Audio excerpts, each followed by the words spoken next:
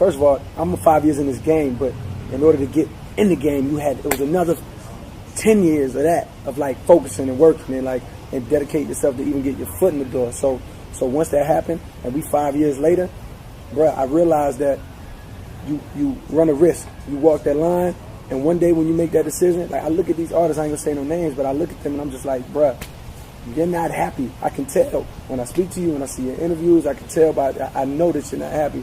And I know that in order to get to this level, you gotta sacrifice your relationships with your parents, with your girl, with your friends. Like, things change. I'm gonna get there, but I'm not willing to get there without this level of happiness and this level of like, I'm taking a step back from what it took to get me here and saying, yo, let me readjust and reanalyze what's important to me.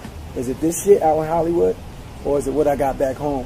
Is it being a better son to my mother? Because who knows how much time we got left. Being a better brother to my brother, being a better boyfriend to my girl, being a better friend to my friends. Like, what's more important? So yes, I want this, but I refuse to have this without this. And I'm gonna make sure I get there and still have these things. Well, I'll tell you one thing, man. I'm not a yes man, I'm not a dick rider. I've never met an artist who talks like this and worries about those concerns. Bruh, this is why, and this is another reason for doing it. Yeah, I'm telling my story, and it connects with you and it resonates with you because you already been through it. Because it's people that sit at home, because I was one of them. I know what it's like to be on this side of the fence and just be a regular nigga at home watching these niggas on TV and be like, oh, it must be great.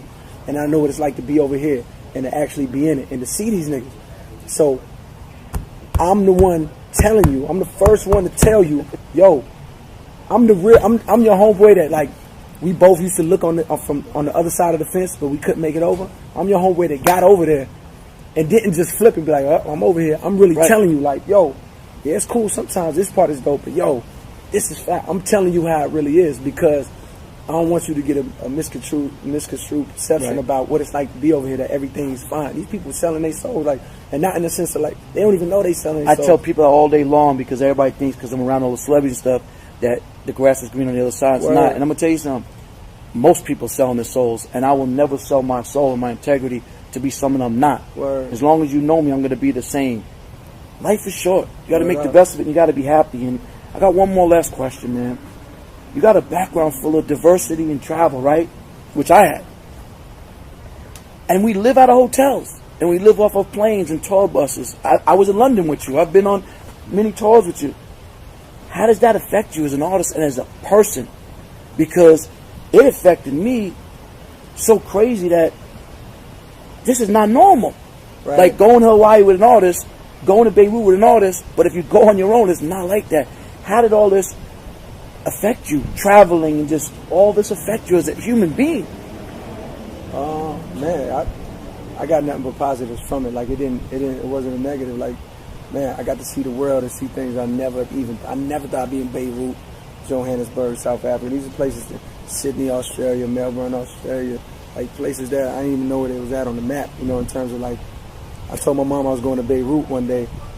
She's like, where you going? Like, yeah, I'm about to go to Beirut. She was like, oh, Lebanon? I was like, oh, it's in Lebanon? Like, oh, I guess. I didn't even know Beirut was in Lebanon at the time. So I'm learning as I'm traveling. History and cultural stuff. Exactly, as I'm traveling to these places, you know, and I got nothing but positives, man. It was amazing for me. I'm from Fayetteville, North Carolina, bro. People don't even make it out I've been to Charlotte and been to Raleigh. Bro, going to Charlotte is a big deal for us. You know what I mean? For us to take that 2.5 hour drive to Charlotte is like a big deal growing up. Or even to drive to Raleigh, which is an hour away. Like, well, where I come from, it's a small town, 150,000 people, small city rather, 150,000 people, but we have small town mentality. You know when I travel the world, I tell people that I try the food, I want to sightsee, I don't want to sit in a hotel, and I try to push my artists to go out there and move around. That's how you gotta do it. That's the right way to do it, bro. You know, like I said, bro, I'm proud of you. Thank you, man. Every time we connect, we just have real conversations. Word up. Deep conversations. So I want to salute you. Thank you, man. For being the fucking man that you are, that you're saying real shit. And that's why if you met Pac, you're the new Pac. You're the young Pac.